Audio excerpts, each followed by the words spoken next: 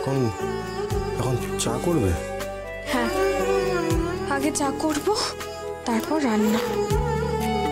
ভাগ্যিস উনুনটার কথা মাথায় ছিল। কিন্তু রান্না কি করে হবে নীলা? আমাদের দিকে কি কিছু আছে? সত্যি তো, আমাদের দিকে কি পড়েছে দেখতে হবে।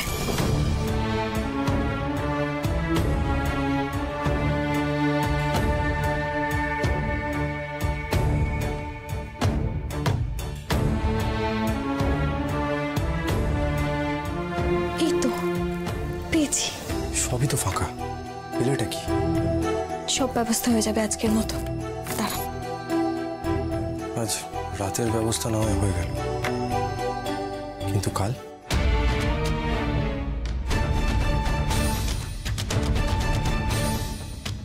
মেজো, তুই যদি আজকে নীলার মুখটা দেখতি, ও মা গো মা, আমার যে কি হাসি পেয়েছে না।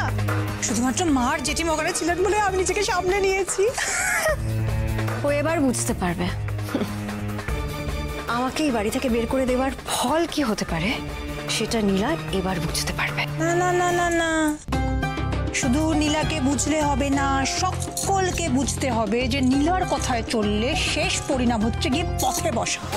বুঝুক না বর্দি, একটু বুঝতে দাও। কতদিন না খেয়ে থাকবে?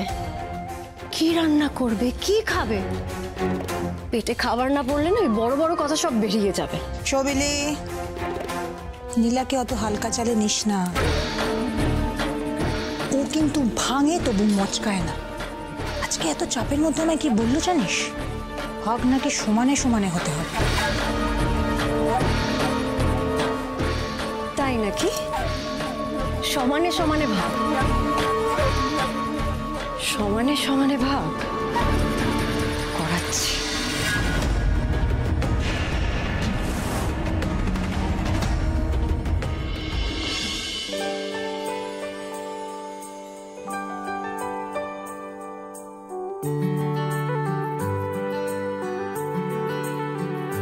সবার জন্য চা আর মুড়ি এনেছি। বাবা, এই নে। জেঠিমা, আপনারটাতে পেঁয়াজ দেওয়া নেই। দাও।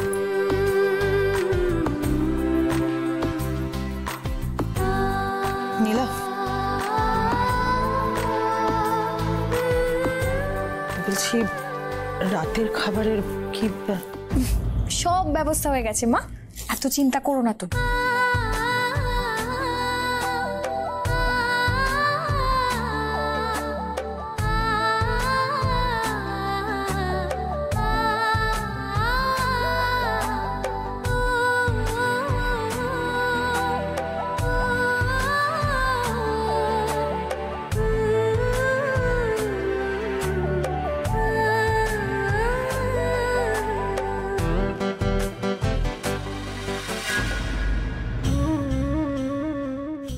কি বানাচ্ছে? সবই তো আমরা নিয়ে নিলাম, তাও রান্না করছে। ও বাবা, সন্ধ্যা আসছে।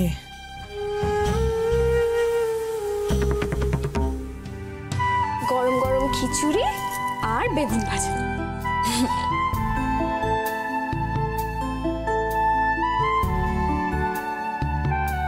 খিচুড়িটা দেখেই মনে হচ্ছে একদম জমে গেছে। হ্যাঁ, পুরো জমে গেছে খিচুড়িটা।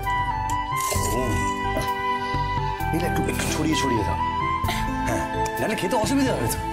কি ভালো হয়েছে বাবা।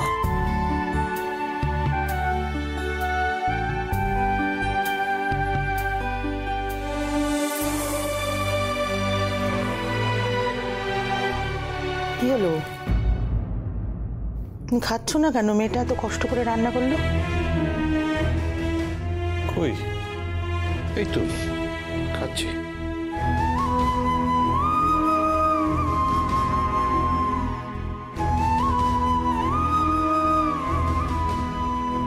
বাহ, কি ভালো খেতে হয়েছে রে রেঙ্গা।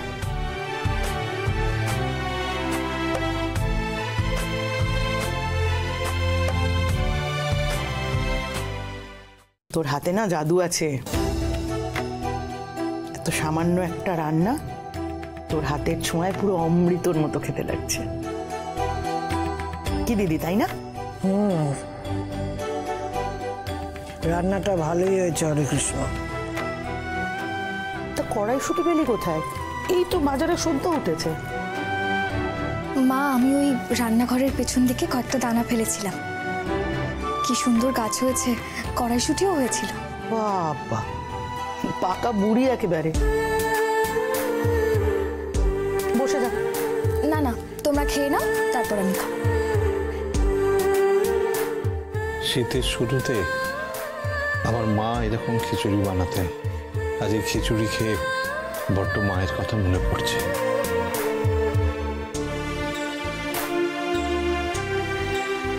সত্যি নীলা,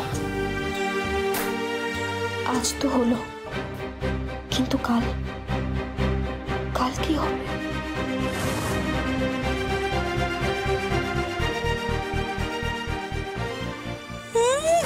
ওইটা খাচ্ছে ছাতার খিচুড়ি, এমন একটা ভাব করছে মনে হচ্ছে কালিয়া পোলাও গিলছে। আমি বুঝতে পারছি না এরা এত অল্পতে খুশি হয় কি করে, এদের কষ্ট হয় না? কিন্তু বর্দি, এভাবে চলতে থাকলে তো মুশকিল। যেভাবেই হোক এদের পয়সা খরচ তো করাতে হবে। ওরা নিঃস্ব না হলে, ওরা পথে না বসলে আমরা আমাদের উদ্দেশ্য তো সফল হব না। এই আবার একটা নতুন প্ল্যান ভাবতে হবে।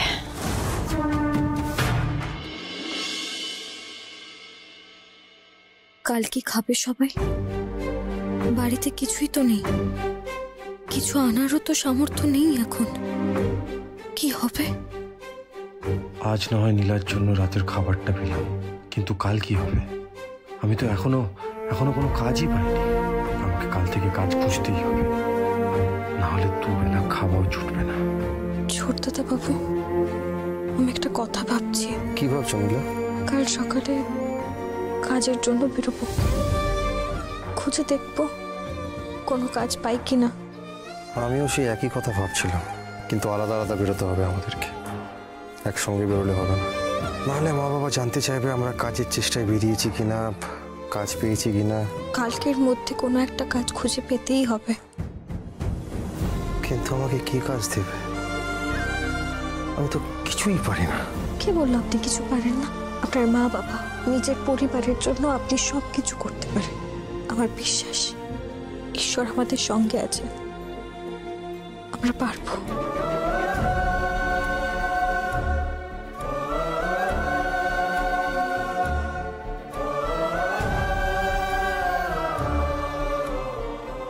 ঘুমিয়ে পড়ো। কাল যদি সত্যি কোনো কাজ পাওয়া যায়, অনেক পরিশ্রম আছে আমাদের দুজনেরই।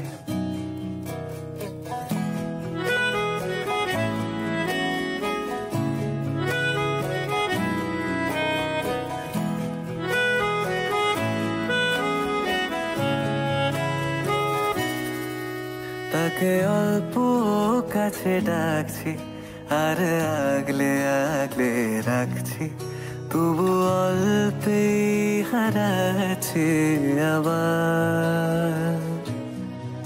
তাকে ছোঁবো ছোঁবো ঠান্ডা পড়েছে, আর চিন্তার চোটে যদি চাদর গায়ে না দাও তাহলে তো ঠান্ডা লেগে যাবে। তাকে ছুঁতে যাচ্ছি আবার। অভিমান পিছু নাম, তাকে পিছু ফেরাও, তার কানে না যায় পিছুডা আমার। মুখ বুঝেই তাকে ডাকছি আবার।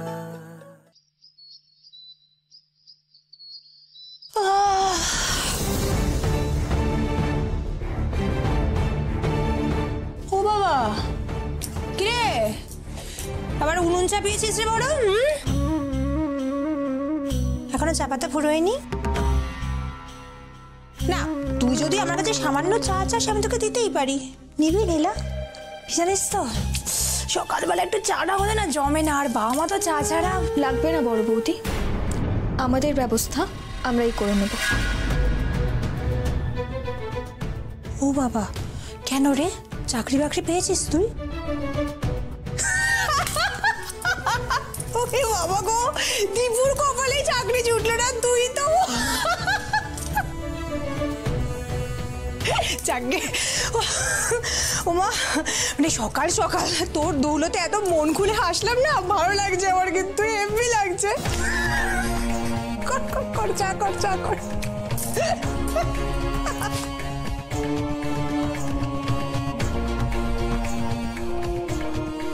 ছোট দাদা বাবু তো কাজে যাবেন, ঠাকুরের ফুলটা মাথায় ছুঁয়ে আসি।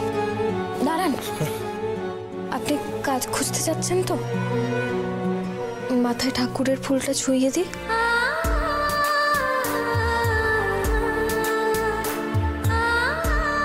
বলছিলাম একেবারে খালি মুখে যাবেন, একটু চা আর বিস্কুট? না না, আমি বাইরে খেয়ে নেবো, এখন চা খেতে গেলে দেরি হয়ে যাবে। কোথায় যাবেন আপনি? জানি না, দেখছি। এই দীপু, শোন না, বলছি যে আমি তোকে কিছুটা টাকা দিচ্ছি আপাতত, বুঝেছিস? কাউকে বলার কোনো দরকার নেই। তুই এখন এইভাবে কাজ খুঁজতে কোথায় যাবি? বাইরে অবস্থা জানিস না, কাজকর্মের কি বাজার। আমি টাকা দিচ্ছি, রাখ তুই। দাদা থাক, আমি বলছি তো, তুমি যে এই কথাটা আমাকে বললে এটাই আমার জন্য অনেক। আর আমাকে কিছু না কিছু তো করতেই হবে, বা আমার ঘাড়ে বসে তো আর সারা জীবন খেতে পারবো না। কি বোকার। আচ্ছা দীপু, তুই এইভাবে ভাবছিস কেন বলতো? ভাবতে তো হতোই, তুমি আর বড় তো অনেকদিন আগেই ভেবেছ, আর আজকে আমি বাধ্য হয়ে ভাবছি। আগেই যদি চিন্তাটা থাকতো তাহলে আজকে আমাকে এই দিনটা দেখতে হতো না। কিন্তু যাকে, বা আমার দায়িত্ব এখন আমার, সুতরাং আমাকে আমার দায়িত্বটা পালন করতে দাও।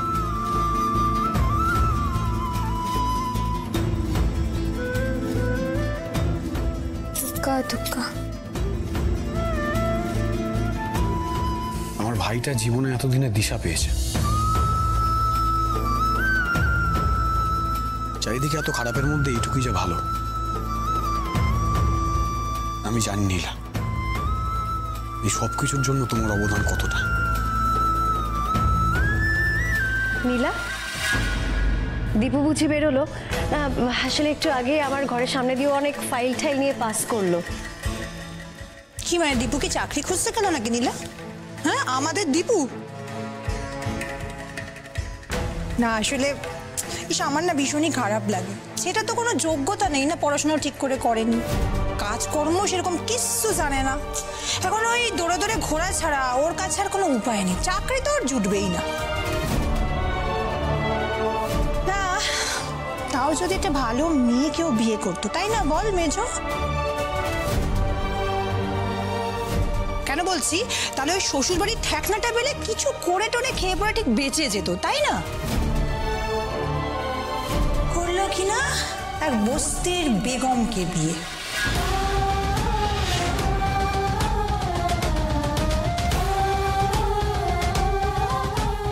সরি, হাসি পেয়ে যাচ্ছে। এখন তো এই বাড়িতে বাড়িতে ঠিকই কাজ করা ছাড়া ওর কাছে আর কোনো রাস্তা খোলা আছে বলে আমার তো মনে হয়। ছেড়ে দাও না, ওদের ভাবনা ওদের ভাবতে দাও না। কি যে বলো না তুমি, একটা ওদেরকে নিয়ে চিন্তা হবে না আমাদের, তাই আমার চিন্তা হচ্ছে। এতই যদি চিন্তা হয় তোমাদের বৌদি, এই দাদা, তাহলে তোর কি দরকার ছিল রে বা আমার সামনে আর টানতে পারছি না বলে নাটক করার? হ্যাঁ, টানতে তো পাচ্ছি না, কি এত লোকের খাওয়া দাওয়ার খরচ, ওষুধপত্রের খরচ, তারপরে আরো অন্যান্য খরচ। তাই নাকি নীলা আর দীপুকে বিপদে ফেলার জন্য সবকিছু প্ল্যান করে করলি? ফনি, তুমি কি বলছো? আমরা ওদেরকে বিপদে ফেলতে চাই মেজো? শোনো বড় বৌদি, আমার না প্লিজ মুখ খুলিও না, তাহলে কিন্তু আমি। থাক না, আমাদের বিপদ বোধ হয় আমরা নিজেরাই ডেকে এনেছি, আর আমরা নিজেরাই নিজেদের এই বিপদ থেকে উদ্ধার করব। কাউকে এত ভাবতে হবে না, আর বাবা তো বলেইছে সব ব্যবস্থা ঠিক হয়ে যাবে, সবার এত চিন্তা না করলেও চলবে।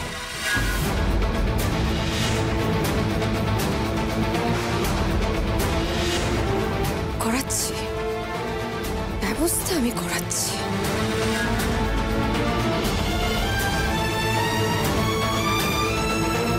দাদা, তুমি তুমি আবার এখানে কেন? হ্যাঁ, একটা দায়িত্ব জ্ঞানহীন কাজ নিয়ে ব্যাপারটা। না দাদা, আমার একটা বিরাট বড় অ্যাক্সিডেন্ট হয়েছিল, বাইক অ্যাক্সিডেন্ট। তারপর আমি 1 মাস বিছানায় পড়েছি, তারপর আরো 1 মাস লেগে গেল সেরে উঠতে। আবার গল্প শুরু করেছো? বিশ্বাস করুন দাদা, আমি বিন্দু মাত্র মিথ্যা কথা বলছি। আপনি আমাকে আরেকটা সুযোগ দিন, আমি আর কোথাও যাব না। আমি আপনাকে কথা দিচ্ছি, আমি আর কোথাও যাব। সুযোগ তোমাকে আবার নতুন করে ফাঁসার জন্য না? শোনো, তোমার এসব ধান্দাবাজি না, অন্য কোথাও গিয়ে ট্রাই করো। তুমি যাও যাও যাও, ওখান থেকে যাও, আমাকে বিরক্ত করো। যাও দাদা দাদা, আমাকে একটা সুযোগ দিন দাদা। আরে বলছি তো হবে না, তুমি যাও যাও, ছাড়ো ওখান থেকে, যাও।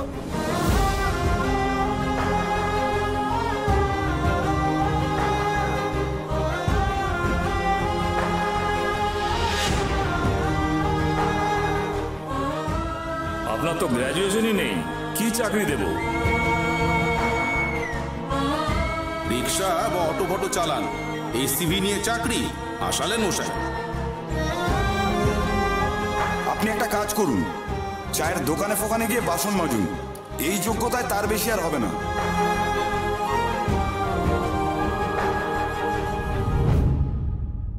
নমস্কার। তুই? আমি তোমাকে ফোন করেছি। দেখে তো ভালো করে ছেলে মনে হচ্ছে। এই মোট বওয়ার কাজ করতে পারবি তুই? মানে তুমি? হ্যাঁ দাদা, পারবো, সব পারবো। আপনি যা বলবেন সব করব। দাদা, কাজটা আমার লাগবে, আমি হাত জোর করছি। আমার বাড়িতে সবাই না খেয়ে বসে আছে। বেশ, আজ থেকেই করো। রোজের টাকা রোজ পাবে, কাজ হয়ে গেলে টাকা নিয়ে নিও। নতুন ছেলে, দেখে না কি কি কাজ করতে হবে দেখিয়ে দে। ধন্যবাদ দাদা, আপনি আমার জন্য ভগবান। ঠিক আছে, তুমি কাজ করো। তুমি একটা কাজ করো, এই মালগুলোকে নিয়ে ওইখানটায় রাখো। যাও যাও, শুরু করে দাও, তাড়াতাড়ি করো।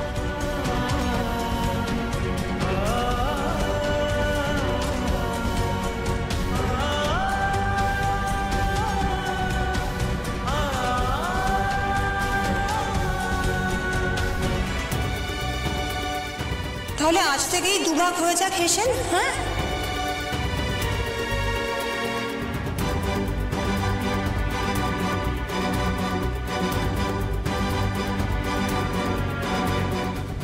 আমাদের যদি খাবার না জোটে আমরা খুঁতকুড়ো খাবো, না খেতে পেয়ে মরবো। তবুও তোমাদের দেওয়া অন্ন স্পর্শ করবো না।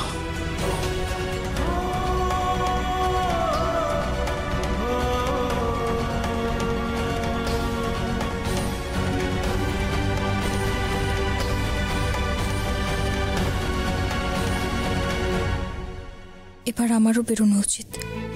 একবার বস্তিতে গিয়ে দেখবো কোনো কাজের খোঁজ পাই কিনা। নীলা,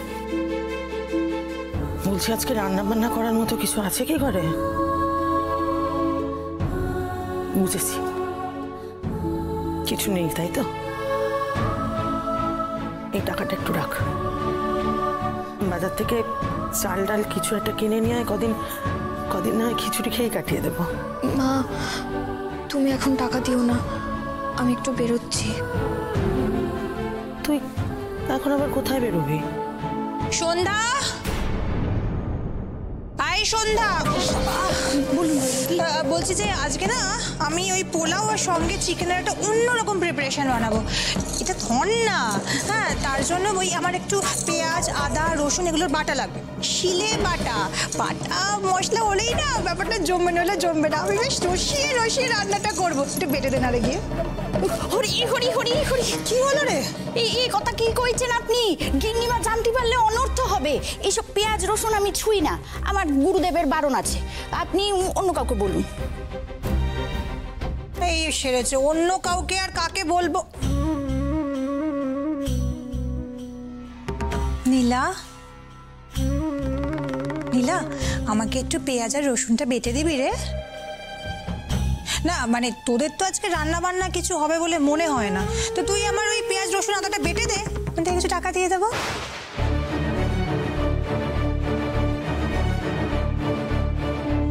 তোমার টাকা তোমার কাছেই রাখো বড় বৌদি। পেঁয়াজ টেয়াজ তো মিক্সিতেই বেটে নিতে পারো।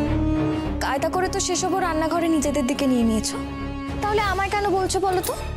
আহা, তুই তো জানিস আমি এসব একদমই পারি না। তাহলে কাজের লোক রাখো, টাকা তো আছে, সেই টাকা দিয়ে কাজের লোক রাখো। ভাত ছড়ালে না কাকের অভাব হয় না। মা চলো।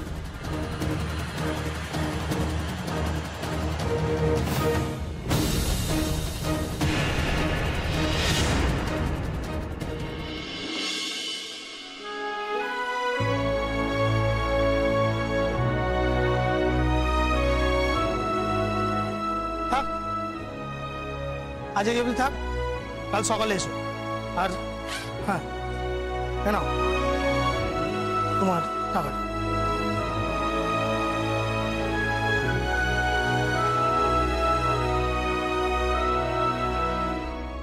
মাত্র 300 টাকা। আজ বাড়িতে বরং খাবার কিনে নিয়ে যাব, কিন্তু বাবাকে কিছুতেই জানানো যাবে না আমি কোন কাজ থেকে টাকাটা পেলাম। স্কুল শিক্ষক ছিলে তুমি বাবা, চেয়েছিলে আমি পড়াশোনা করি, চাকরি করি, সেখানে করছি কি? মুটে গেছি। ঠিক সময় নিজেকে তৈরি করিনি বলে সে দোষও আমার। কিন্তু আমি জানি এ কথা কানে গেলে তুমি কষ্ট পাবে, কষ্টে বুক ফেটে যাবে তোমার। না না, জানতে দেওয়া যাবে না কিছুতেই, কিছুতেই না।